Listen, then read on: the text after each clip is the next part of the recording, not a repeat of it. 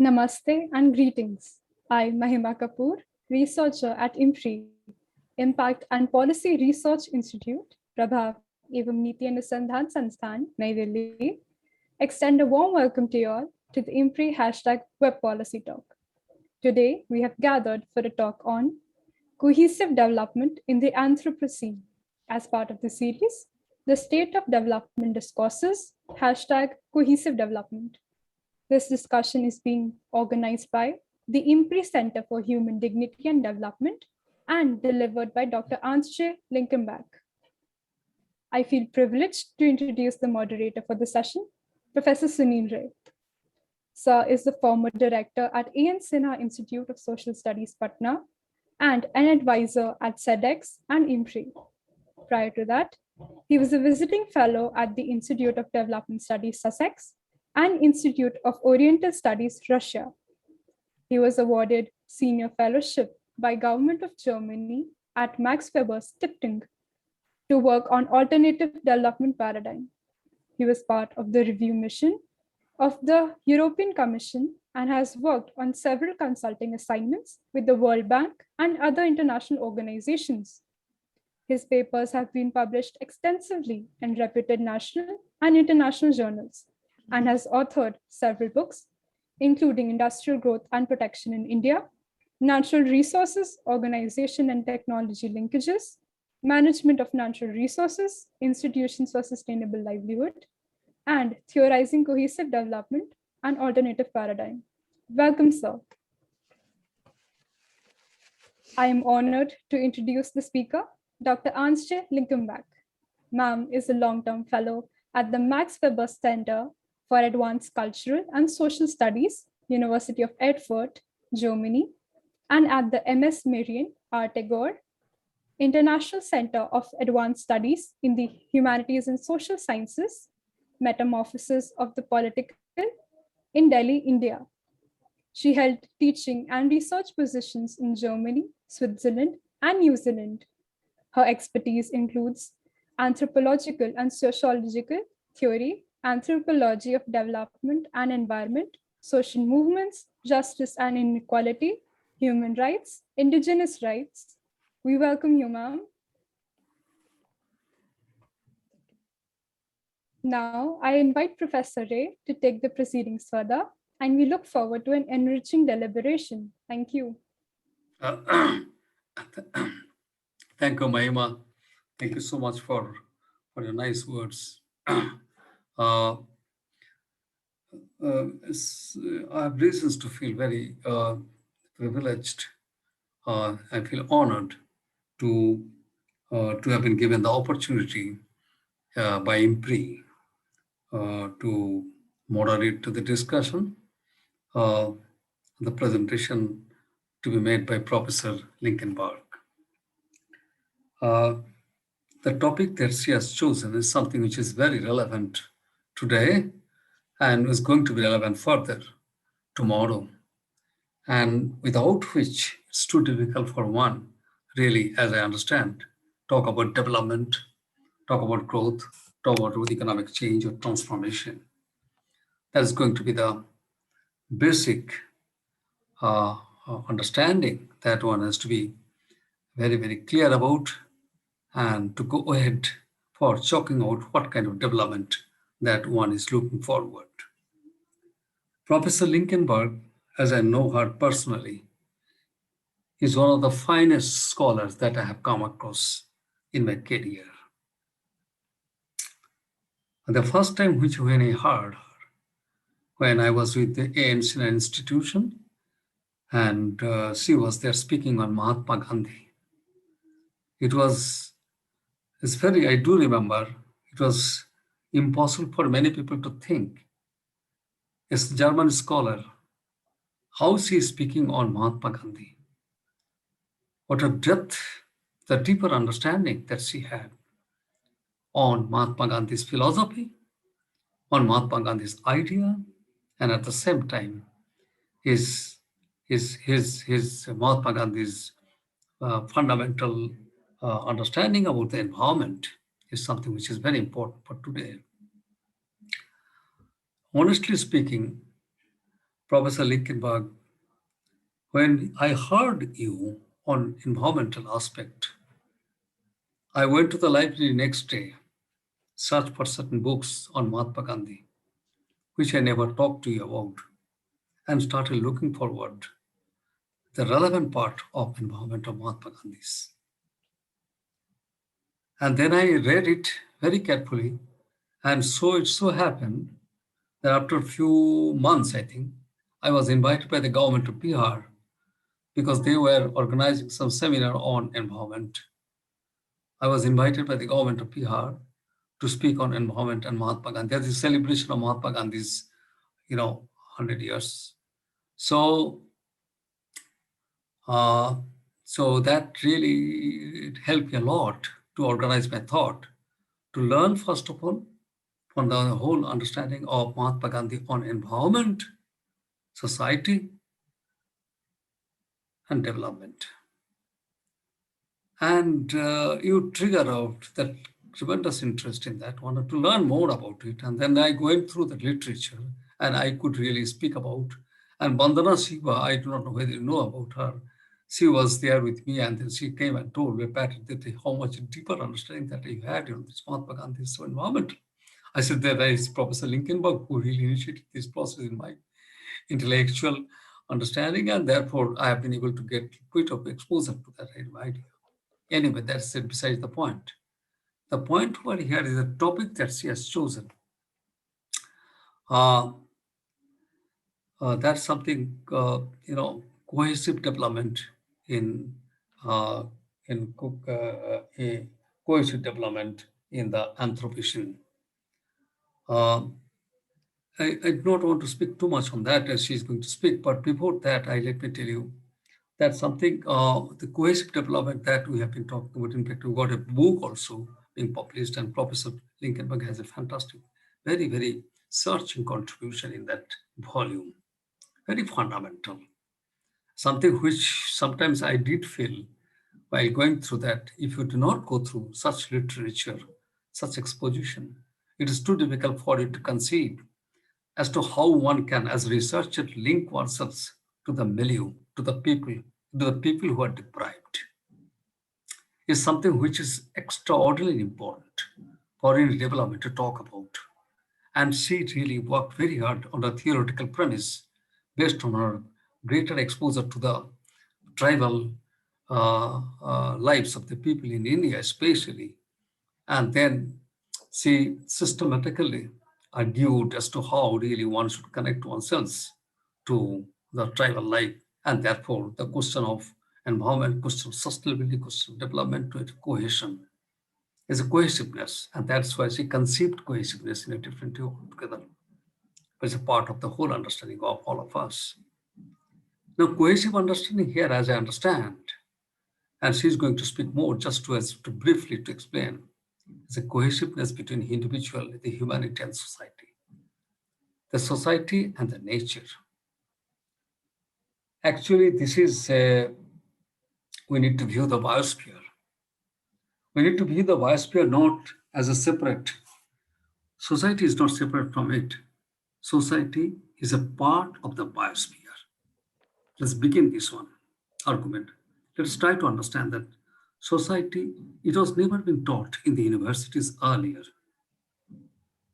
For last few decades, when the climate change has been taking place, harming people, people have been waking up, talking about it and all that. But fundamentally, there are of course scholars, right from the days of Marx, even today, you see have been talking about this one, and these days is becoming too much on that. But basically, it's nothing but the society is not independent of the biosphere. It's an inseparable part of the biosphere. Look at the whole thing. We have what's called in the some estimate. I was going through some literature and I found very interesting estimate, which many of you may be knowing about that. In the universe, there is an estimate called, the estimate shows that 1 to 4 trillion galaxies are there. 1 to 4 trillion galaxy. And in our galaxy, that is 100 to 400 billion suns. In our galaxy, 100 to 400 billion suns. billion stars. Sun is one of those 4 billion stars, 1 to 4 billion stars. And then Sun, now that there are 8 planets orbiting the Sun, Earth is one of those planets. It is in this Earth, you have the biosphere, the layer of which is thick as 20 kilometers. It is this place, it is within these 20 kilometers, this biosphere where the human life exists. Now, it is problematic now. It is this, when we started talking about inseparability, earlier we never thought. We exploit it, we use it for our material progress as much as you can. Because we never thought we are separate from each other. And then is boomerang against our interest, is going against us. Question is that, who is to be blamed? The human action. How the human action is being shaped? A system. Which system that you have? System of production, system of consumption, system of distribution, system of investment, and all that. What is that system? See, whether it's going to talk about this briefly, I'm talking about my understanding. System is basically the system that you have adopted is a capital system where you are nurturing individualism, right from the liberal democracy of the Britain or the UK in the 18th century. We have been following the same individualism. We call liberal democracy. So individual nurture the interests of the individual, make profit as much as you can, and grow. That is the kind of trajectory of change that we have adopted, we have been following. And because all these things, logical change or logic that we find, reasoning that we find, are rooted in the whole issue of whether we are separable from the biosphere. Because we thought that we are separated, but actually it is not. Complete distortion of the fact, of the science, denying the science by the system for a specific interest is nothing but use the resources to the extent for is possible for your own personal benefit. That is what has been the story. Now it is here Professor Linkenbach, as I presume, is going to pitch in and saying that there is a cohesion between the human individuals or society and the nature. So this is precisely what the logic she may be developed, dwell upon, and maybe it will be greatly in what is called enlightening for every one of us to know more and all that. And before that, she starts, I have a few words to share.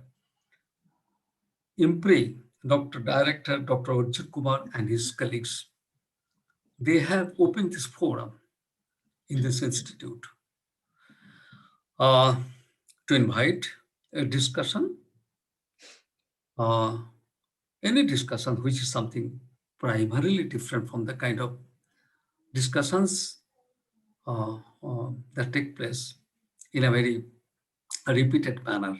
It's very different.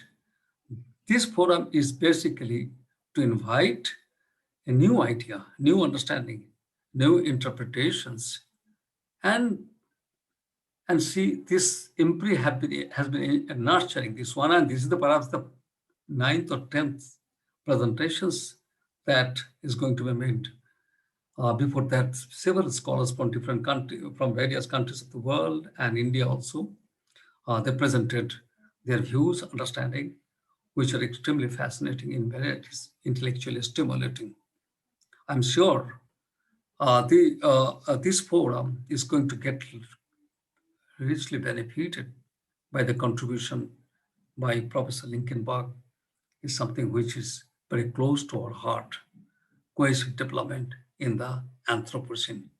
With these few words, may I request Professor Linkenbach to speak on what she wants to speak.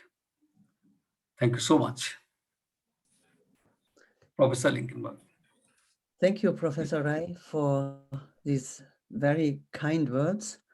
And first of all, I want to thank the organizers, Professor Kumar, to invite me to that speech, and also thank you, Professor Ray, again for being a commentator.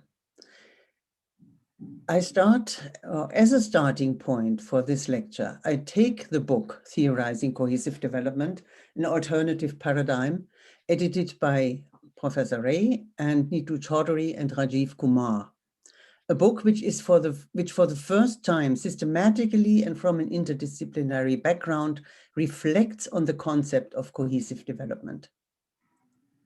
In the introduction to the book, the editors challenge the mainstream development paradigm, which they see as subordinated to the logic of capital and thus based on methodological individualism and the continuous expansion of surplus value generation or economic growth.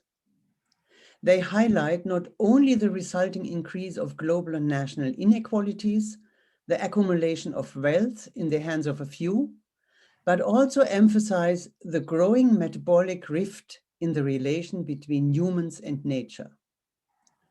They argue for cohesive development as a new alternative paradigm, founded on the principles of mutual altruism and solidarity, allowing for integration between humans and between humans and nature.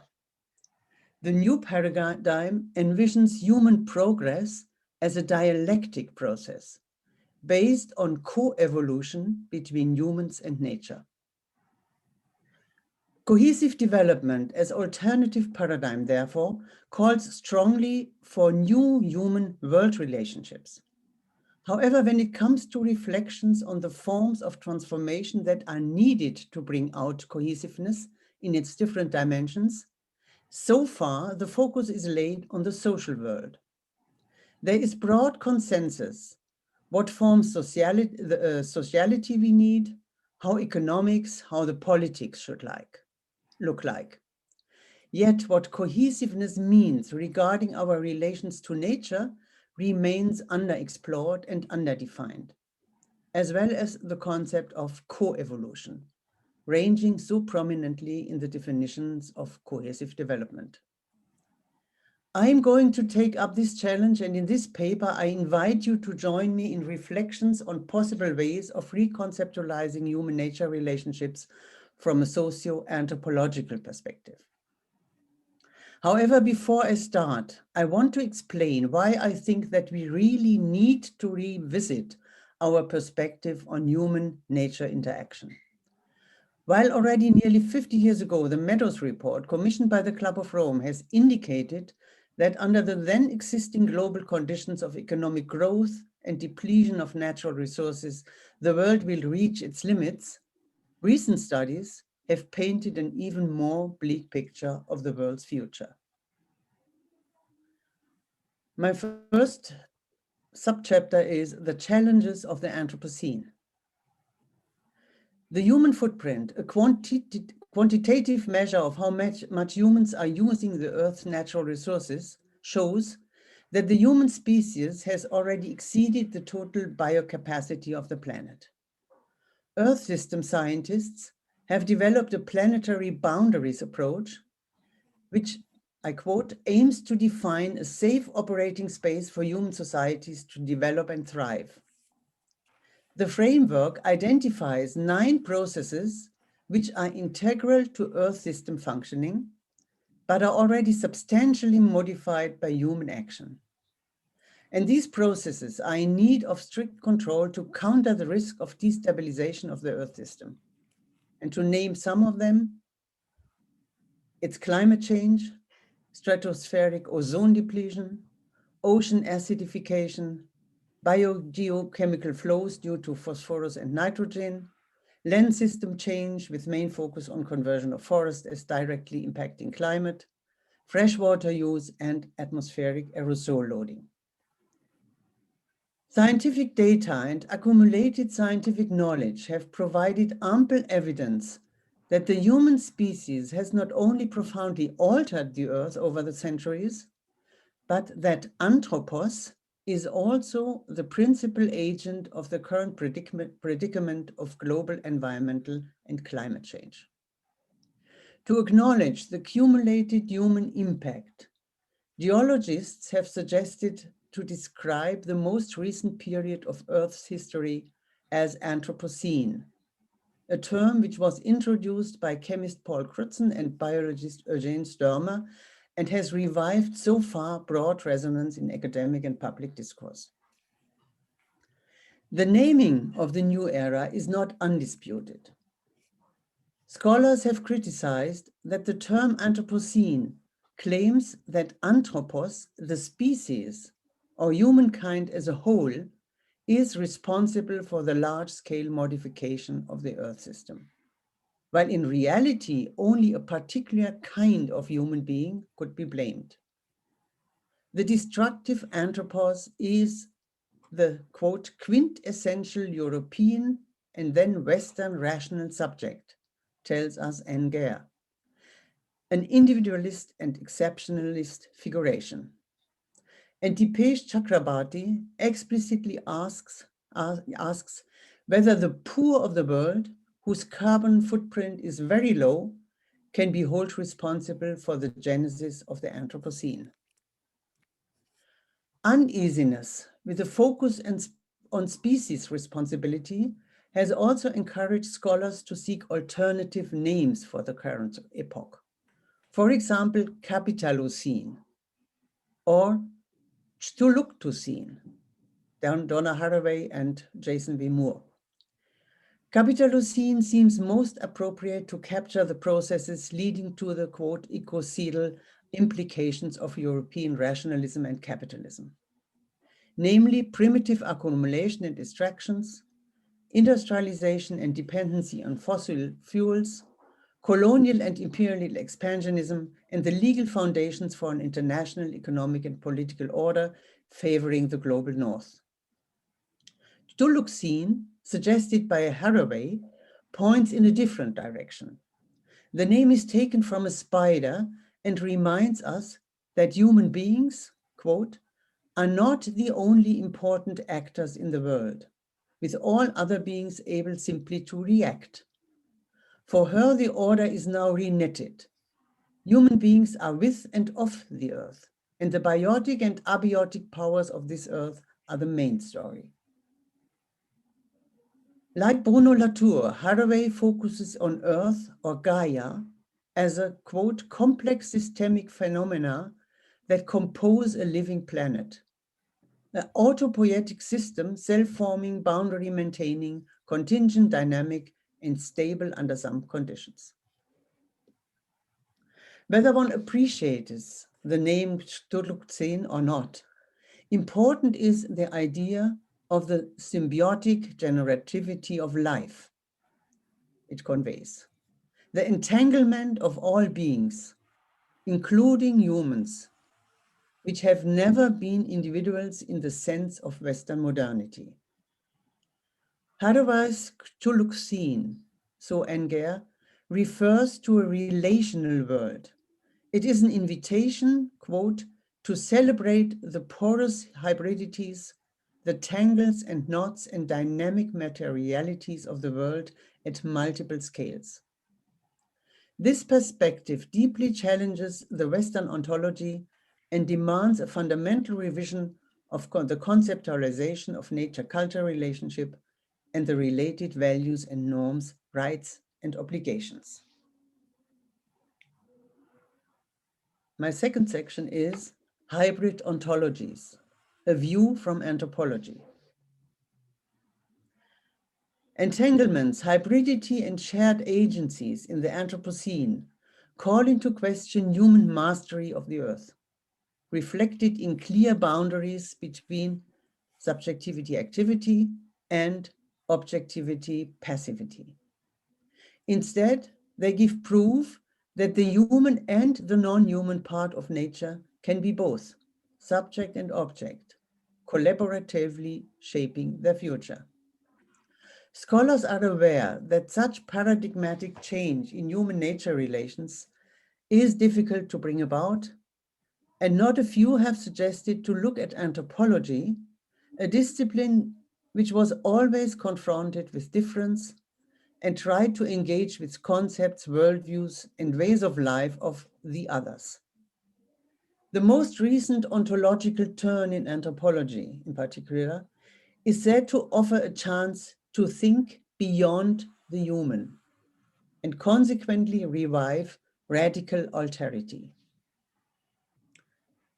I cannot elaborate on the ontological turn and its critiques here in this context. I want to say that it is an approach which postulates the existence of multiple real worlds and not only different cultural representations of or perspectives on the one world which can be rationally and truly captured only by Western science.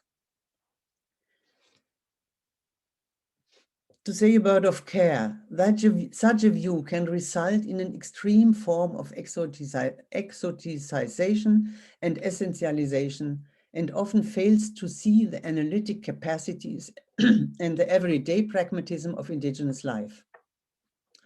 However, if we understand alterity as remarkable difference, not as radical otherness, we see a new world opening up.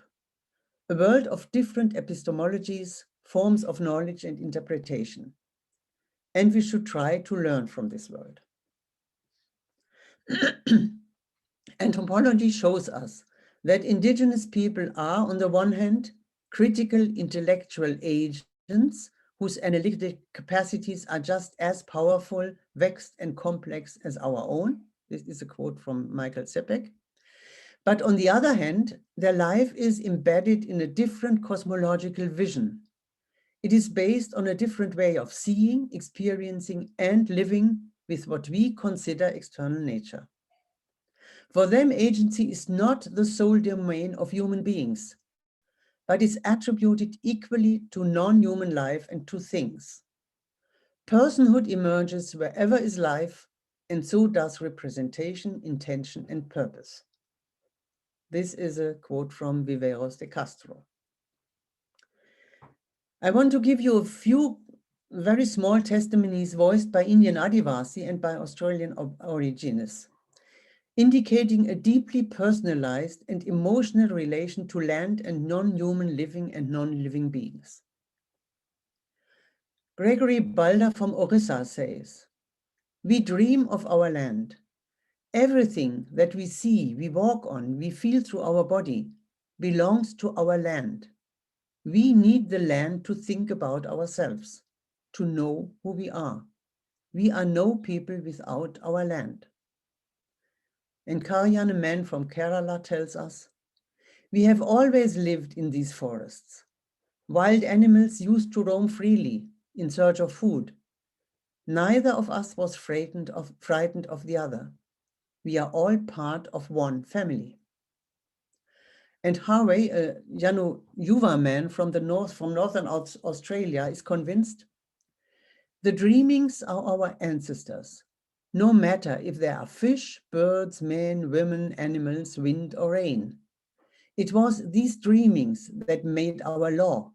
All things in our country have law. They have ceremony and song, and they have people who are related to them." These indigenous voices convey two important messages. First, human beings are not separated from their natural environment. They do not see nature and culture as radically separated entities. All things in the world are part of an assemblage or network of existence, which includes humans, flora, fauna, geological formations, water, sky, and so on. Secondly, all components have worthiness by itself or intrinsic value, have agency, and are oriented towards interaction and mutual responsibility and benefit. Therefore, both violating or caring for nature affects all parts of the assemblage, deeply and equally, as none of its elements exists in isolation.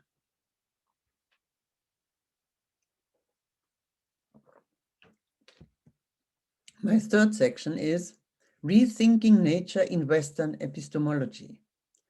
and I start with environmental ethics.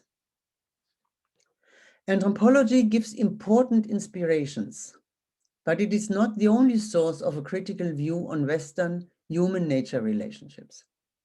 Another discipline, philosophy, and here the new field of environmental ethics, has responded to the growing environmental or ecological awareness and tries to lay the foundation for new perspectives on nature that reflects the interconnectedness of life.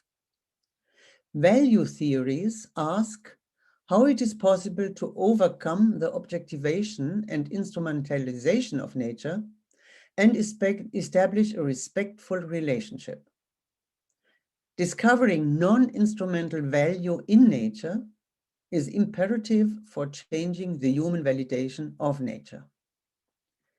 The leading questions of the value theory, what is considered to be valuable and from where does such value come, has been answered in multiple controversial ways depending on the respective ethical tradition. An important divide emerged between philosophical positions evolving around the question of utility, instrumental versus non-instrumental value. Does a natural phenomenon have value primarily because it is useful, a means to an end? Or is it like a human being, an end in itself, has intrinsic value, value as such? Those who see intrinsic value in nature then have to pose further questions. Is such intrinsic value assigned by human beings? Or is it already out there and human beings just recognize it? They also ask which organism has intrinsic value, and most answers point to a value hierarchy. Some scholars attest intrinsic value only to sentient beings who can sense pleasure and pain. Others include all organisms that have the ability and interest to flourish, or to those have desires. More radical approaches criticize that by making moral distinctions and erecting moral boundaries, value theories reproduce human supremacy and the ethical dualism they want to overcome. Approaches that challenge and try to really overcome this divide are deep ecology and ecofeminism. Deep ecology, as outlined by Arne Næss, is ecocentric. Humans are, quote, just one constituency among others in the biotic community, just one particular strand in the web of life, just one kind of knot in the biospherical net. The core concept is self-realization, whereby the self has a holistic meaning and embraces all life forms on the planet. So, self-realization means maximizing the manifestations of all life and is nothing that applies only to humans. Ecofeminism criticizes global oppression as interrelated system of dominance over women, nature, animals, indigenous and marginalized people. And some feminist scholars emphasize the equal importance of care. They plead for an ethics of care grounded in the assumption that emotions or feelings and not simply dispassionate reason have moral significance. They see care sensitivity as a core capacity and a fundamental attitude of all human beings towards each other and the so-called outer world, to nature, cosmos, non-human living and non-living beings. We have also an approach which I call nature as a legal subject. Another possible way to move away from the image of objectivation and mastery and establish stewardship, responsibility and care towards outer nature is giving subjective rights to natural entities. To establish nature as a rights-bearing entity was first pursued by the state of Ecuador, which incorporated the rights of nature of Pachamama, Mother Earth, into their national constitution in 2008. Pachamama is not wilderness, but refers to landscape with intense human presence. And in Bolivia, the rights of nature are recognized in the law of the rights of Mother Earth. Plurinational Legislative Assembly did it in December 2010. Here, Pachamama is also perceived as, I quote, a dynamic living system comprising an indivisible community of all living systems and living organisms, interrelated, interdependent, and complementary, which share a common destiny. Aotearoa, New Zealand, another country with a considerable indigenous population, created new legal frameworks to give rights to nature, here to land and rivers. Te Urevera, the historic land of the Tuhoe tribe in the North Island, now owned by the state, was designated a national park in 1954. And in 2014, the national government renounced the ownership of the land and recognized it as an identity and legal person in its own right. The government further recognizes Te Urevera as homeland of the Tuhoe iwi and the members of this tribe as Tangata Wenua, people of the land, and Kaitiaki, guardians of the land. The land, which will, quote, which will own itself in perpetuity, is governed by a board of Crown and Tuhoe representatives. And in 2017, the third largest river of New Zealand, the Wanganui, or Te Awa Tupua, in the North Island, was granted the status of legal personhood. After decades of struggle by indigenous groups, Maori groups, against state exploitation and manipulation of the river in the name of development, and for recognition of their own view on the river, Te Awa Tupua became acknowledged as, quote, an indivisible and living whole, from the mountains to the sea, incorporating all its physical and metaphysical elements. And 2 guardians were appointed by local Maori to represent the river. Maori now start to believe that their worldview gains legitimacy and recognition. Ko au te awa, ko te awa ko au. I am the river and the river is me. Or we do not own the river owns us. These Maori testimonies indicate connectivity, reciprocal relationship, and mutual care between people and nature. The recognition of Maori indigenous identity reflects in another legislation which was issued in the same year. In 2017, Mount Taranaki on the west coast of the North Island, dormant volcano and sacred mountains of the Maori, was granted legal personality. And in the Maori worldview, the mountain is considered wanau, or family member. And 8 local tribes and the government will take over guardianship for the mountain. While New Zealand pioneered in giving subjective rights to natural entities, other countries followed. In India, the High Court of Uttarakhand in Nainital has declared the Himalayan ecosystem of rivers Ganga and Jamuna as living entity. Quote, the glaciers, including Gangotri and Yamnotri, rivers, streams, rivulets, lakes, air, meadows, dales, jungles, forests, wetlands, grasslands, spring, and waterfalls, having the status of a legal person with all corresponding rights, duties, and liabilities of a living person in order to preserve and conserve them. The right to represent the rivers was given to high government officials of Uttarakhand. But in 2017, the law itself was questioned because of the responsibilities implied. The Indian court, the Supreme Court, set aside its previous judgment with the argument that the order was legally untenable. The legal clause which made state officials the guardians of the river, quote, automatically entitled them to be sued for actions of the body that they were legal guardians of. My next aspect or next section is co-evolution, conceptual and critical considerations.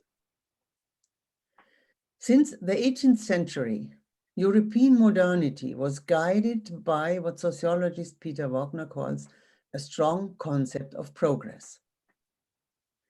Progress was seen as a linear movement towards perfectibility of humankind, with an open horizon of possibilities and an unlimited time perspective.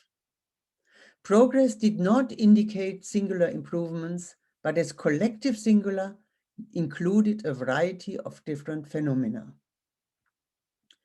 Human progress was grounded in the cosmological binary between nature and culture, and the assumption that humanity is the privileged locus of action and reason.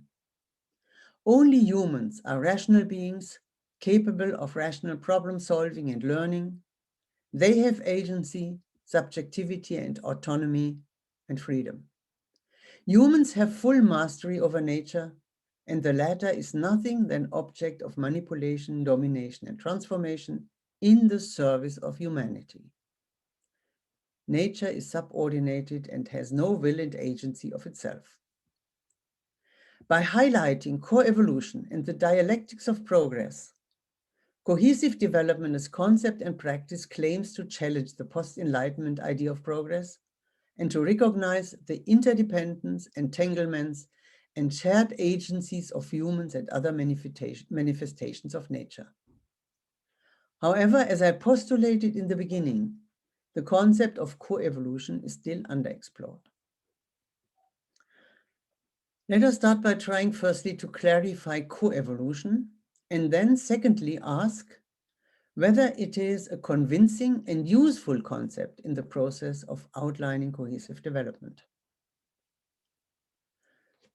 Coevolution is a concept which derives from biology, but has entered other disciplines like sociology.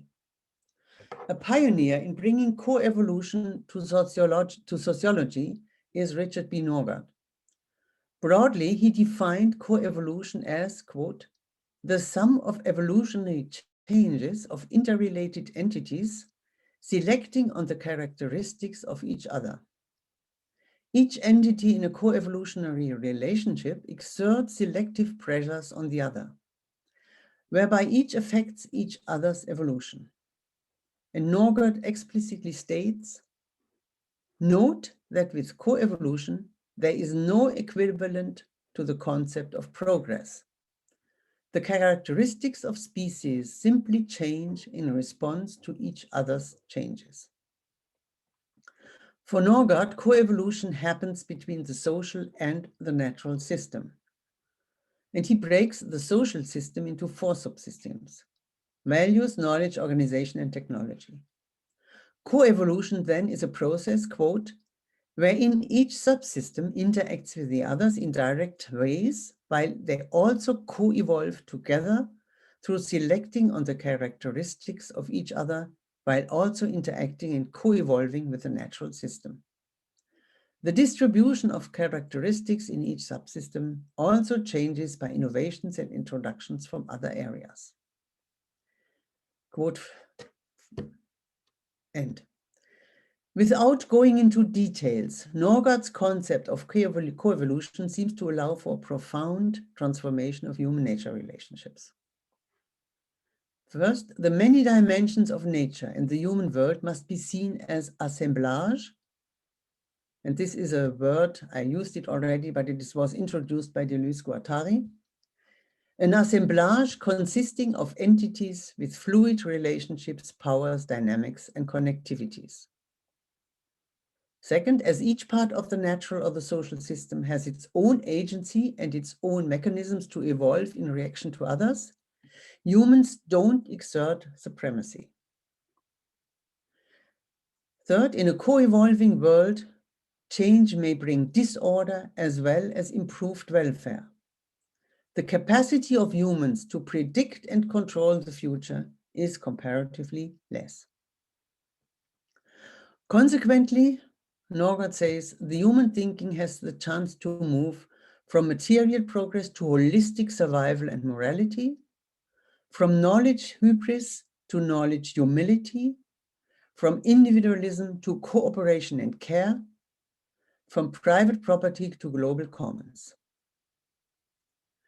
While coevolution of humans and nature recognizes connectivities, entanglements, multiple agencies, mutual effects and responses, while coevolution overcomes human supremacy and hubris, the question remains whether human beings can really be conceptualized as just one entity among others, or whether they de facto do have a particular position in the world. Must we admit, as Norgard still seems to do, that humans are the single species that is knowledgeable, equipped with intellect, and capable of self-conscious morality?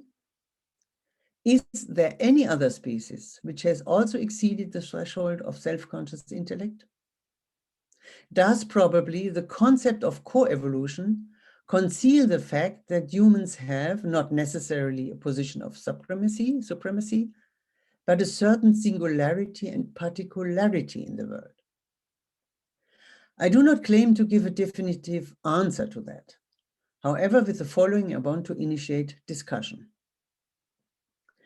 Eco-philosopher Murray Bookchin tells us that humanity's capacity to intervene in the world, the potentiality to, quote, actualize itself in self-conscious intellectuality, is itself a product of natural evolution. First nature has given rise to a second nature, synonymous with society and internal nature, which Bookchin postulates as the bearer of moral responsibilities that do not exist in the realm of first nature. Thus, in their quality of being nature themselves, humans have also transcended nature. And following Marx, anthropologist Lawrence Crader understands the human being as part of nature in two different orders, as a biotic material as well as a noetic being. As a species being, Homo belongs to the material order of nature, and as such, and like other organisms, is subject to evolutionary processes. In the capacity of a noetic being, it belongs to the human order of nature, is no longer subject to evolution, but undertakes and undergoes development. While human beings are not freed of the biotic processes out of which we come to be, quote, the bearer of human development ceases to be the species and becomes the socio-cultural group. So for Crader, the human order of nature is characterized by sociality and culture, and humanity is the nature-bound socio-cultural being in its different historical realizations with different cosmologies, epistemologies, as well as imaginations and aspirations for the future, that is, aspirations for development. And my concluding question is, what does this mean for the concept and political project of cohesive development? Cohesive development, as I understand it, is a humble concept, disclaiming human dominion over nature as well as over co-fellows. It sees all human beings, on the one hand, as cultural beings and part of a shared humanity, equipped with self-conscious intellect and morality, and capable to deliberatively shape the world in form of their immediate social and natural environment, but increasingly on a global dimension. On the other hand, belonging to the natural order, humans are part of an assemblage of agentive beings and manifestations of life, deeply relational, interwoven, and interdependent. While embedded in such a network of mutual responsibilities and care, human beings must accept that they have holistic and, in contemporary times, global responsibilities. Given these conceptual premises, for me, the political project of cohesive development has three main dimensions. First, cohesive development is not about homogeneity, but about recognition of difference. And difference in form of different life worlds, aspirations, and projects for a preferred future. And difference means plurality, heterogeneity, and multivocality. Second, while I have in that book on theorizing development also so far focused on the social world and asked for a culture of listening, respect, and audibility for all different sections of society, I see it now paramount to include the world of first nature in these demands. That means cohesive development then is a truly inclusive transformative project which requests those who work for it to listen to multiple, heterogeneous, often contradictory voices, not only in the social, but also in the natural realm. It is important to recognize connections and dependencies between humans and nature, to react and interact, to adapt or withdraw, always having in mind the mutual benefit and the common future. Cohesive development, in my opinion, is less about co-evolution. Based on mutual recognition and respect, it is about symmetric cooperation and about co-evolvement of both worlds in which human beings are embedded. Thank you.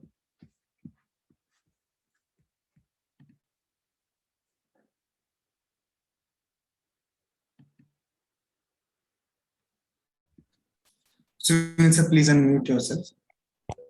Mute. Okay. Are you able to hear me now? Yes, sir. Please go ahead. Okay. That's very good. Thank you, Professor Linkenbach.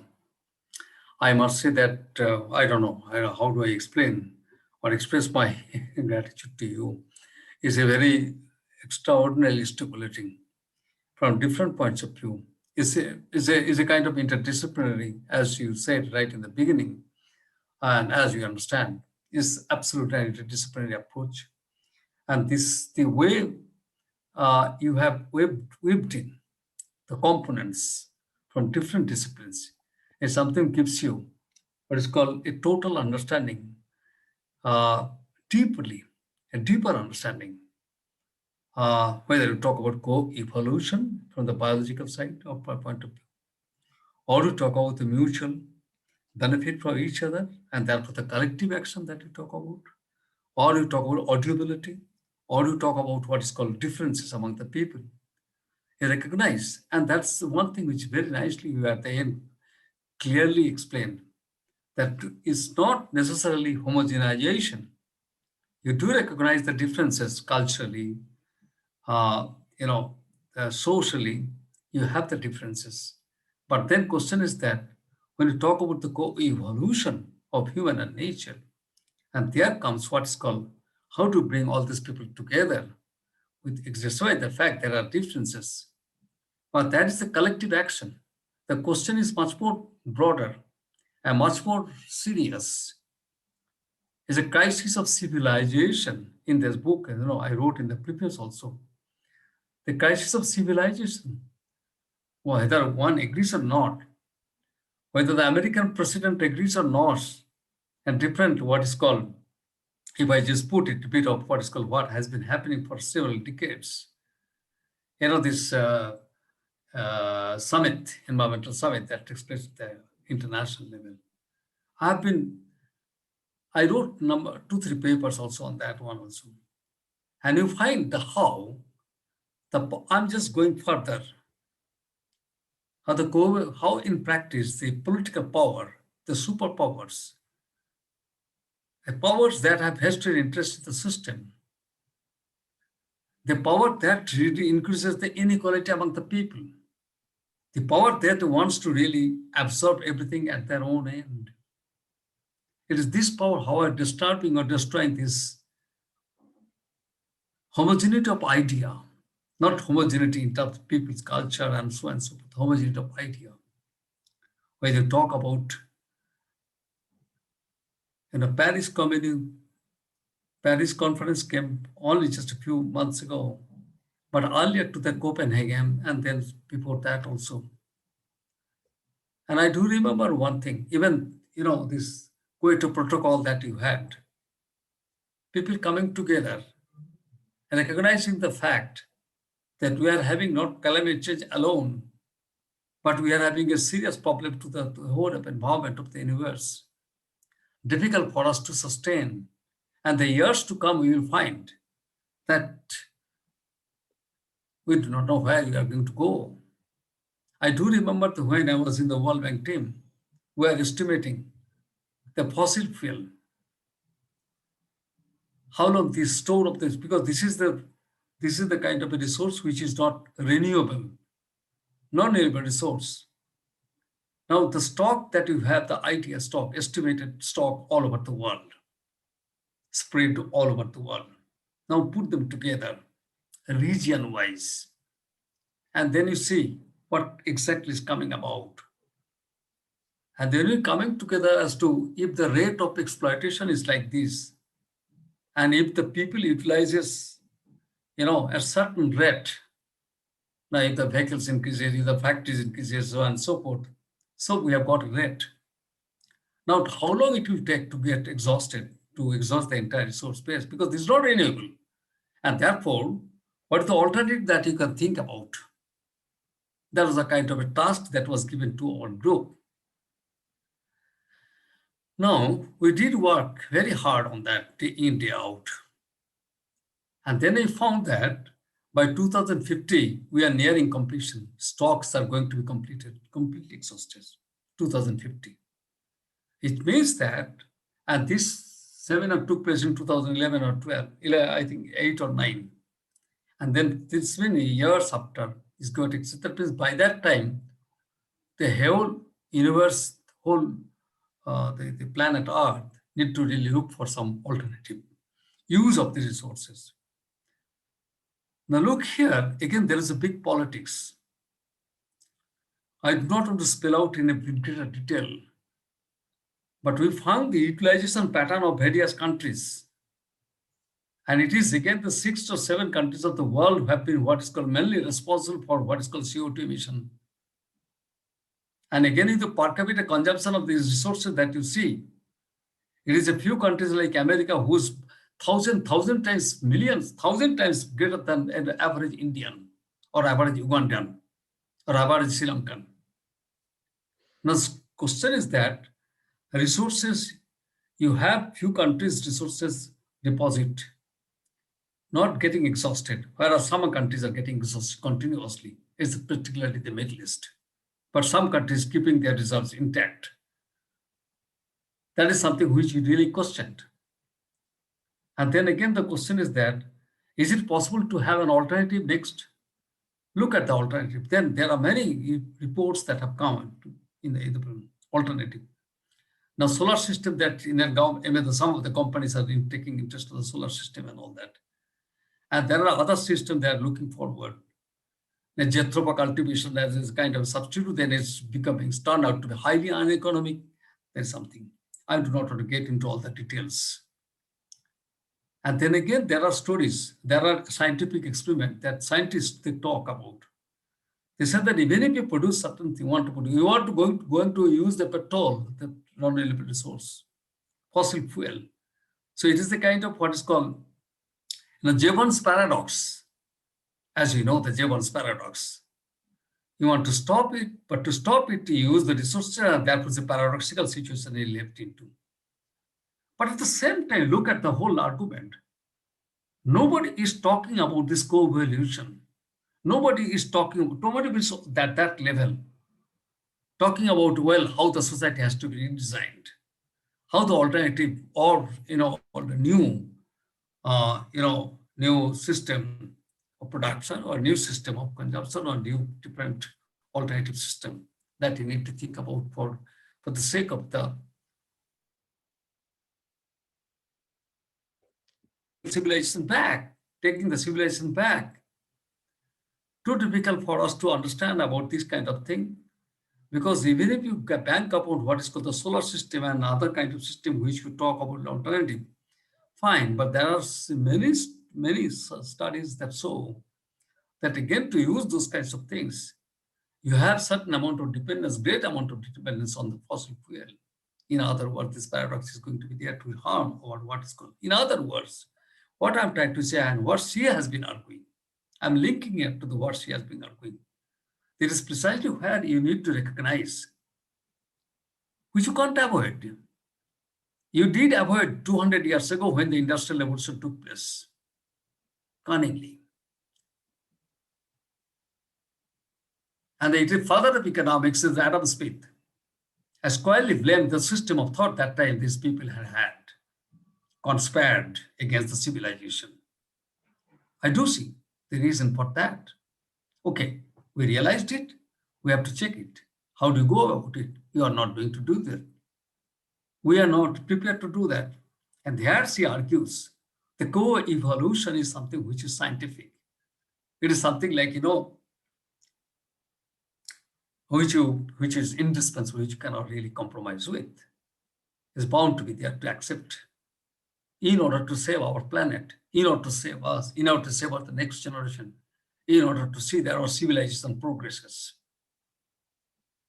Now it is completely what is called neglected now. Now, there are various different points which he talks about, and so analytically, so the first nature, the second nature is something which you have all heard. These are extraordinarily important to really keep in mind and think about what the development pattern that we can think about. It's really stimulating in different ways. I cannot express everything, but somehow I feel that there are, somehow I feel that if IMPRI can, at some stage, can, and if she agrees, can publish her work of this kind, it will be greatly helpful for people to have a deeper understanding about this, on the topic on which she has deliberated upon. Now, given this one, I would like to open this forum for discussion.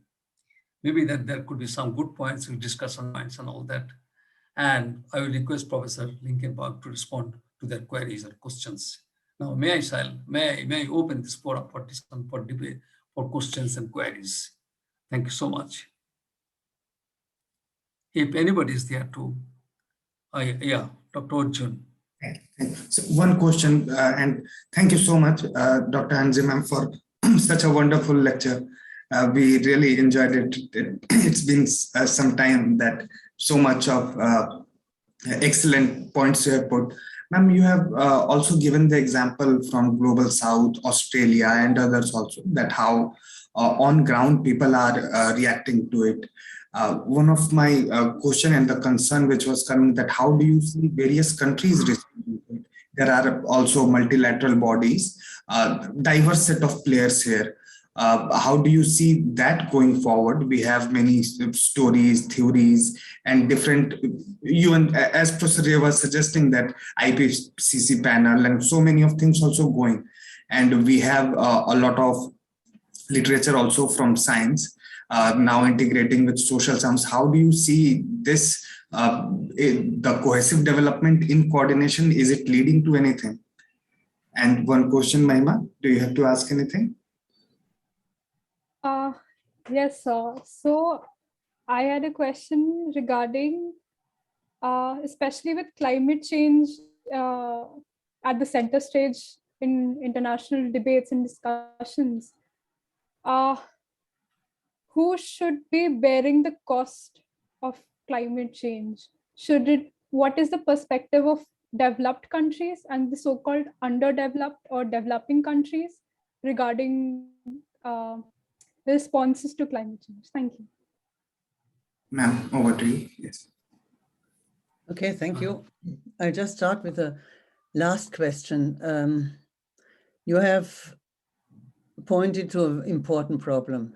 The countries of the global south, they have to bear the costs. And we know that a lot of, for example, Pacific islands like Vanuatu, they are already partly underwater, and they have to struggle. But it is not, I'm not a politician, and I only can plead that people try to get aware what their capitalist economics and capitalist way of life is doing to others. And of course, in the end, those who like the northern countries should have to bear the costs, but the life of these people is destroyed. And nobody can now stop the flooding of, for example, Vanuatu. So it remains a deep inequality. And the Western world, the European world, has destroyed so many countries since colonial times. Absolutely. Yeah.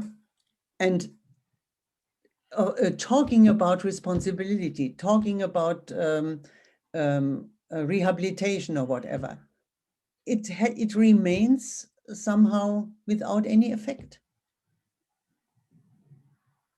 I think it's a deep, deep dilemma and predicament. What we only can do is try to raise awareness of these things. And yeah, sorry, it is a problem. You mentioned a real problem, yeah. And we Western world has to admit that it has destroyed and is still destroying life worlds, countries, and lives. The other question was about the politics of coordination between multi-stakeholders, yes. Of different states or what? Yeah, in my talk this time, and this I have to state very clearly, I did not go into politics. Yeah, because everybody is talking about these Paris conferences, Rio conferences, and we have heaps and lots and hundreds and thousands of statements and of arrangements and MOUs or whatever. But what I realized, and this is a way forward, that since maybe 10 years and since this idea of Anthropocene and of the problem of climate change and the protests against climate change, the Fridays for Future and so, has got speed. People have started to talk and to get aware about what they are doing to the world, to the nature, to the earth. And suddenly you get, just check, you get books in amounts of books on climate change, on the nature-human relationship, things you haven't got before. So there is something coming up. And I don't think it immediately translates into politics. Okay, you have this giving rights to nature. That's one thing. But giving rights means also to have responsibilities. And I also always would say, look at the responsibilities we have. And of course, it's a way forward. And also it's a way forward to acknowledge other ways of seeing and experiencing nature, what I call the indigenous ways. Of course, we are no longer indigenous people. And that is why I really stress the point that humanity is responsible, humanity has a moral responsibility. We are not just nature as the others. That's my personal opinion. We are not just an entity in this assemblage. We have a special responsibility. We are moral, self-conscious, intellectual, moral beings. And we have to think for others as well. It's not being masters of nature. It's humbly being part of nature, taking responsibility for each other, like taking responsibility in the social world. That may sound utopian, may sound a little bit out of reality, but I think we have to start from there and slowly work and try to be influencers, not influencers on Facebook, yeah, but influencers everywhere. And I hope if we will have a conference on degrowth in 4 or 5 weeks. Hopefully all these small efforts will add up at the end.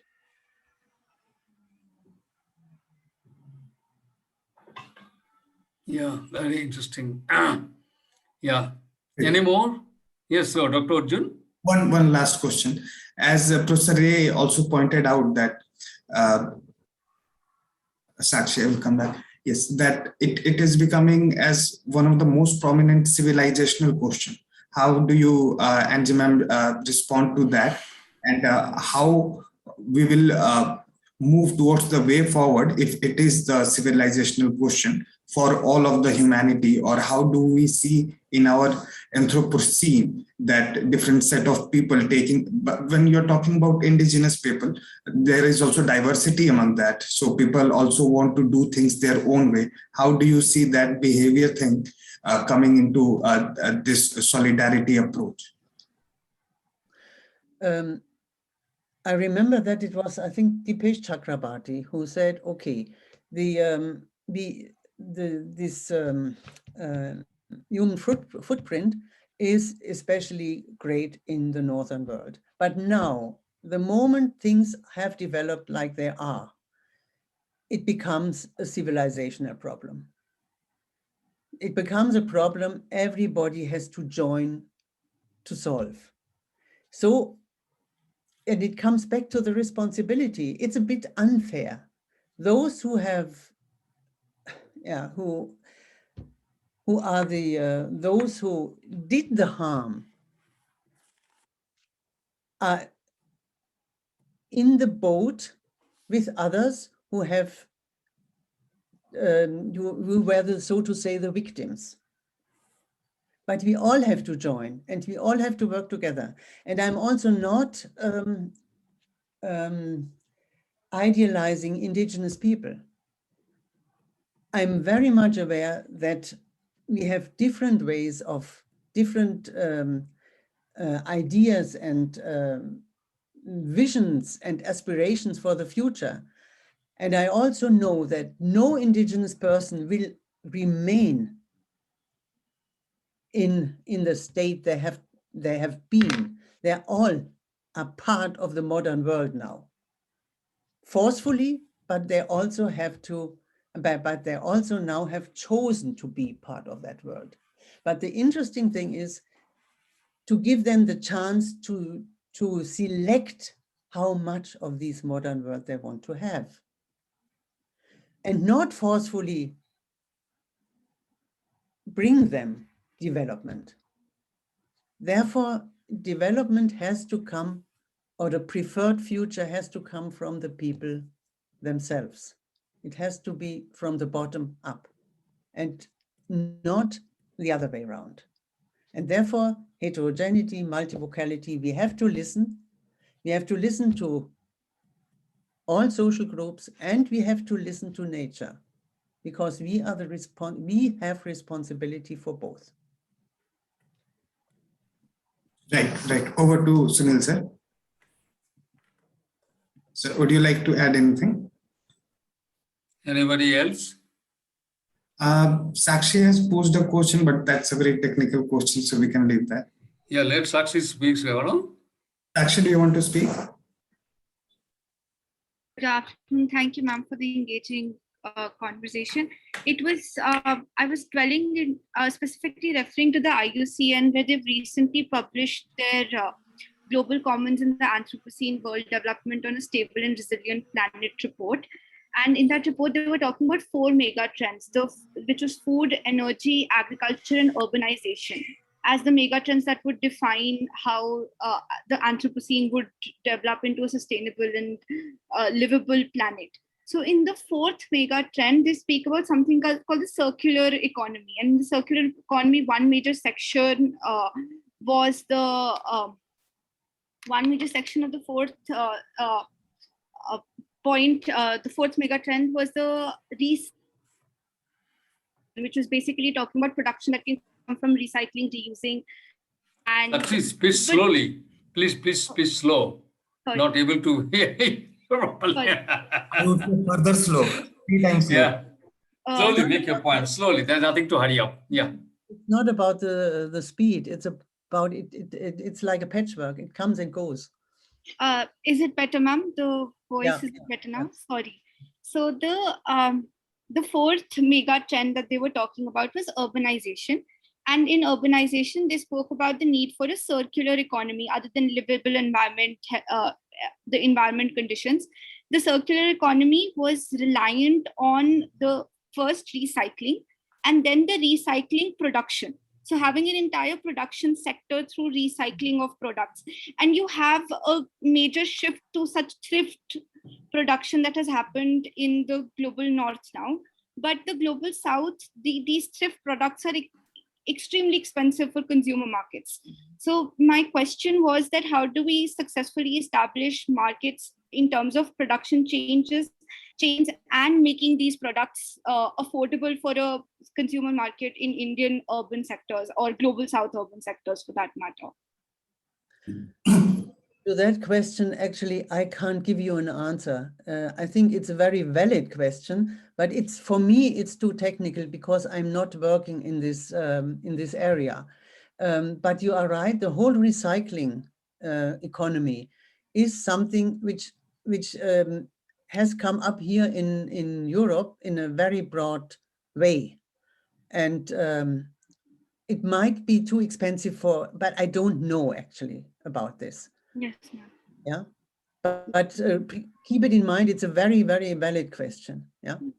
One of the SDGs also is responsible consumption and production, as you know, envisaged in our Sustainable Development Goals. So, Professor Ray, over to you if you want to add anything or ask anything to ma'am. Sunil sir. Yeah. So, do you want me to do a concluding remarks? Or if you want to ask anything to ma'am? No, I have nothing to ask her, but only thing that success point, I just pick up a success point and perhaps what I could hear or understand her properly. Now, there is a kind of debate, I don't know whether she was trying to refer to that debate, is that if there is an episode called climate change. Now, this climate change has been affecting everywhere, whether it's in North America or India or Sri Lanka. Equally.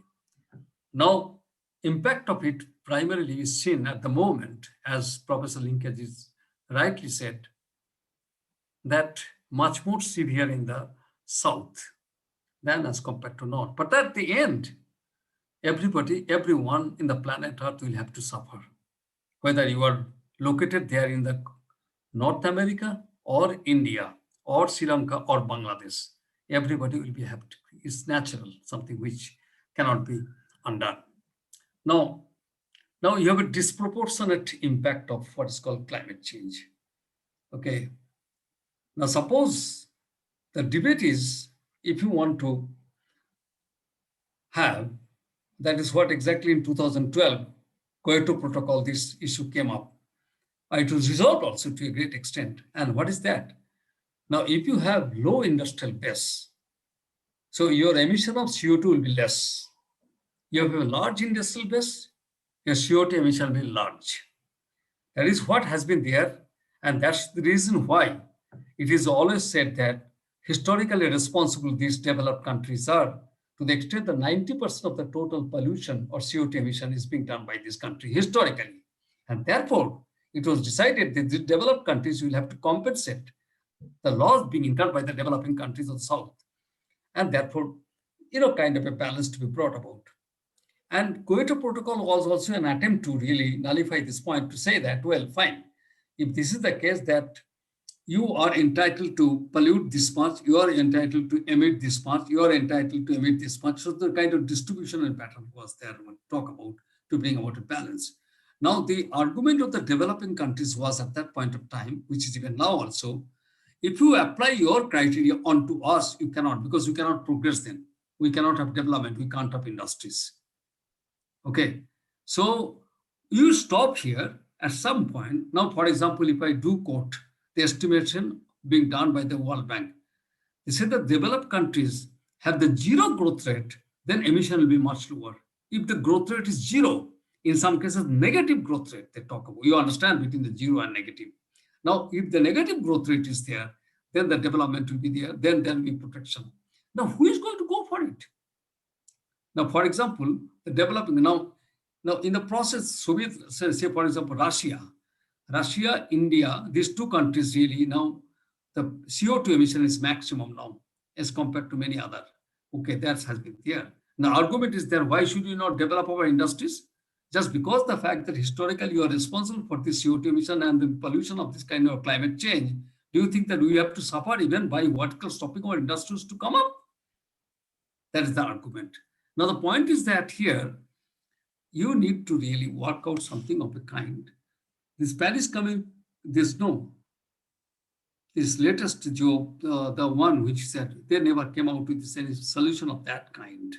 They only said the argument was that not below 2, not beyond 2, the temperature should be there and something which is pre-industrial as compared to the pre-industrial level. That's fine, given that one. But then how to go about it?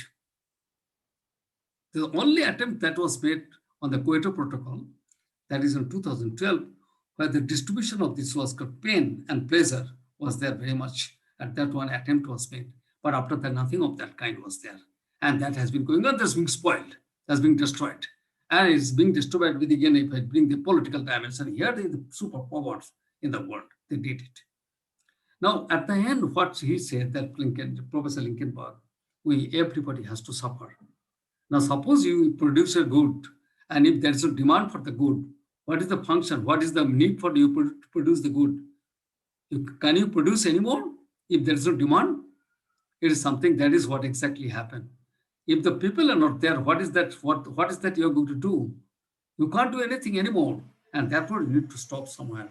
It's difficult for you to sustain a situation of this kind, which really goes against the progress, it goes against the human civilization, something that needs to be taken care of.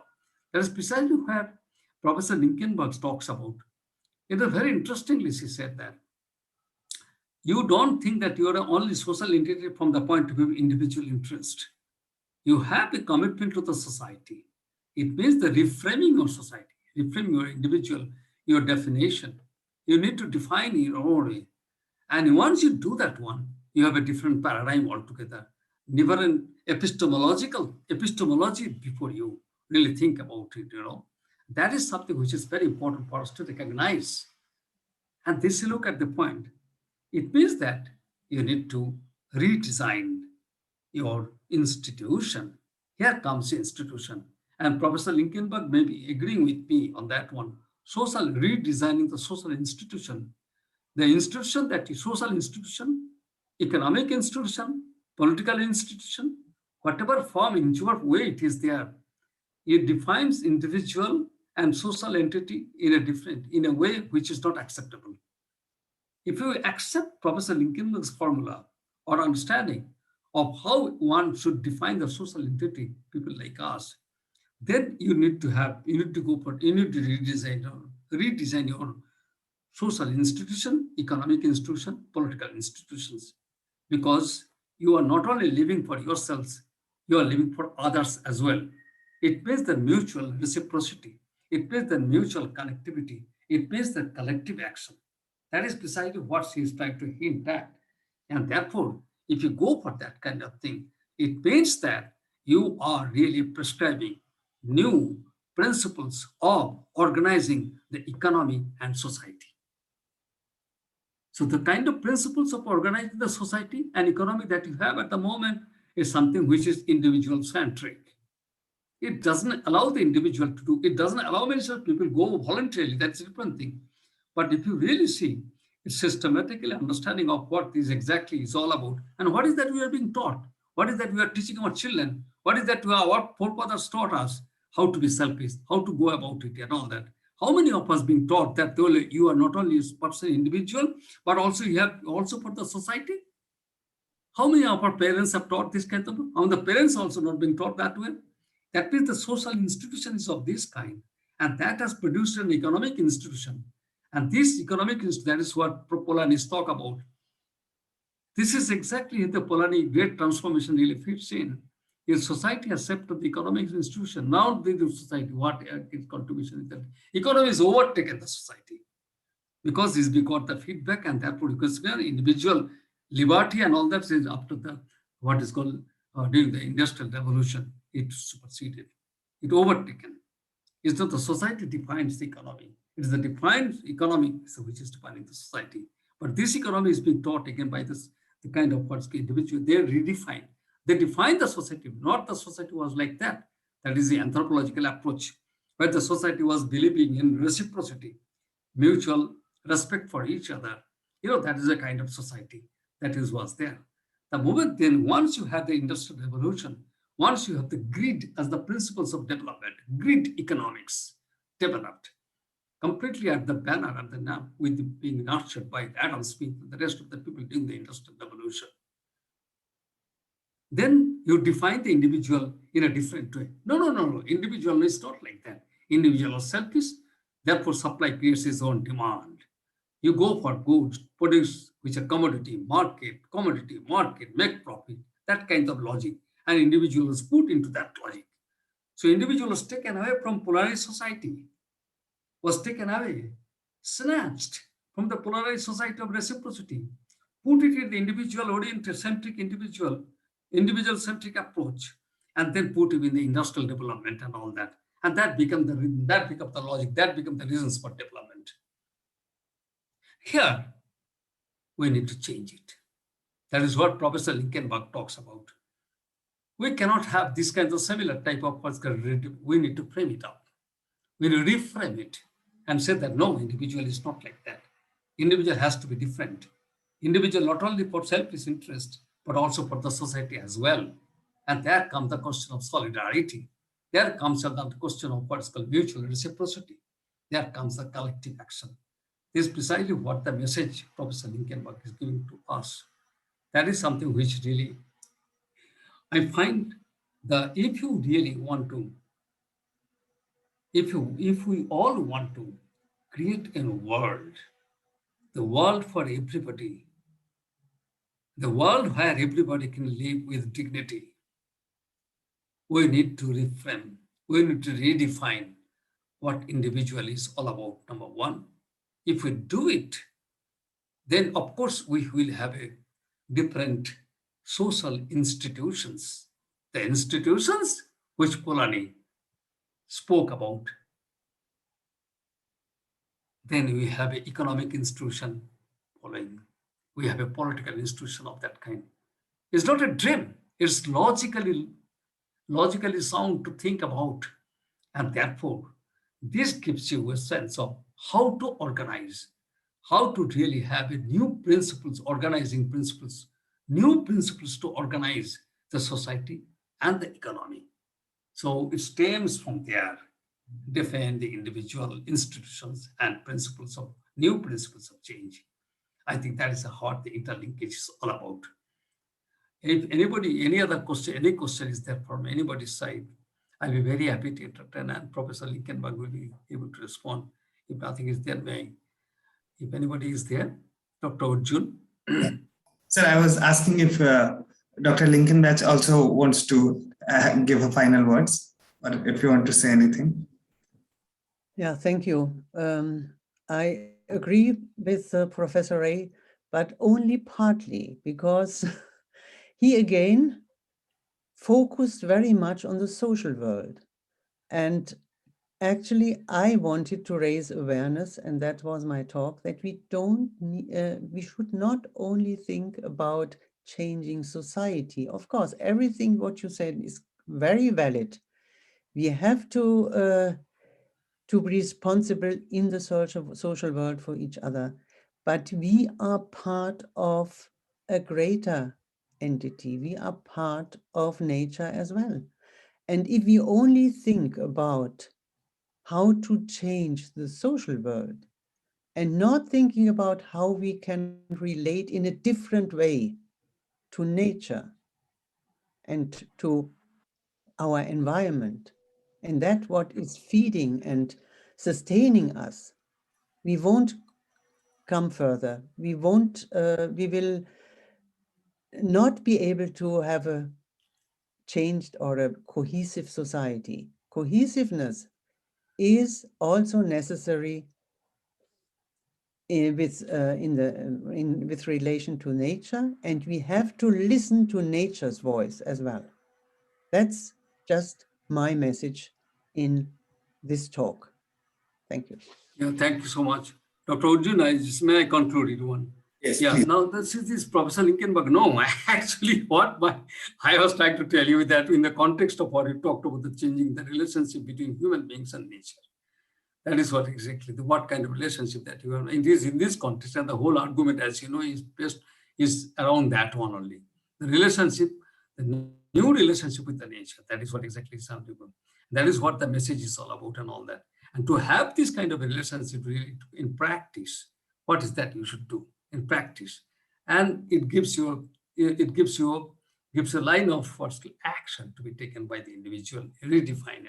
But basically, ultimate objective is to redefine relationship between human and nature is something that is very important for us to really recognize.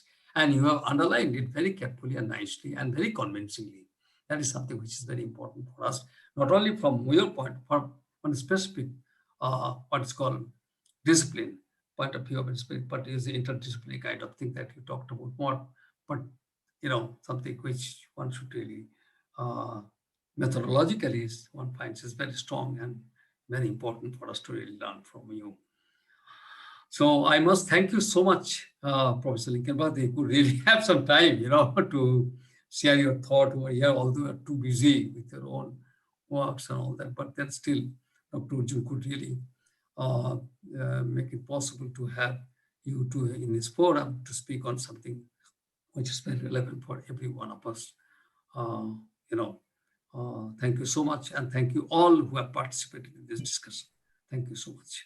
Thank you. Arjun? Yes, as you suggested, we'll be very happy to bring it in a publication form. If ma'am have any manuscript, Sunil sir can also help in editing. If we can share, we'll be happy to publish it on our publications. So thank you very much. So let me just formally propose the vote of thanks for this very interesting lecture and deliberation today on behalf of IMPRI Center for Human Dignity and Development at IMPRI and Center for Development Communication and Studies, CDECS Jaipur. I thank all of you for joining today in our special series, The State of Development Discourses, #Cohesive Development with Prof Sunil Ray, and today's deliberation, a very interesting lecture today on cohesive development in the Anthropocene by Dr. Antje Linkenbach. Thank you so much, ma'am, for putting such an interesting lecture today. Not using slide was, I would say, a very good idea because it made us to stick to and listen to it. Thank you so much for joining and putting this all together.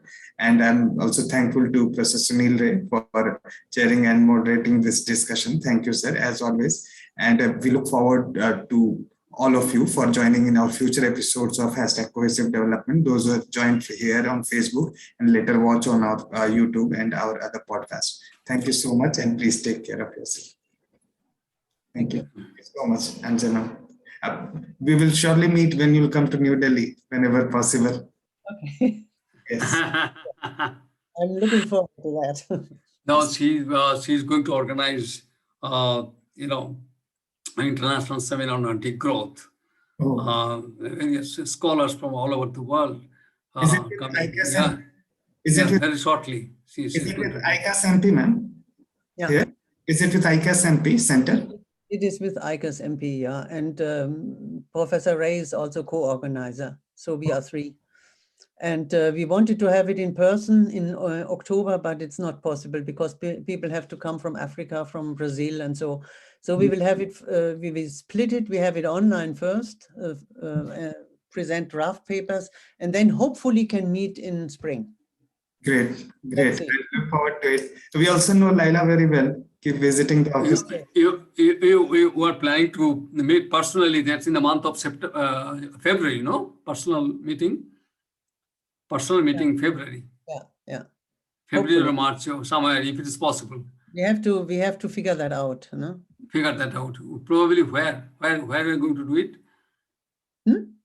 Is it being decided yet? No, Okay. not yet. There is asking The date is not yet decided. Yeah. But October it will be there for us. October is fixed. It's 4th to 6th, no? That is fixed. Yeah. I will send out the program very soon.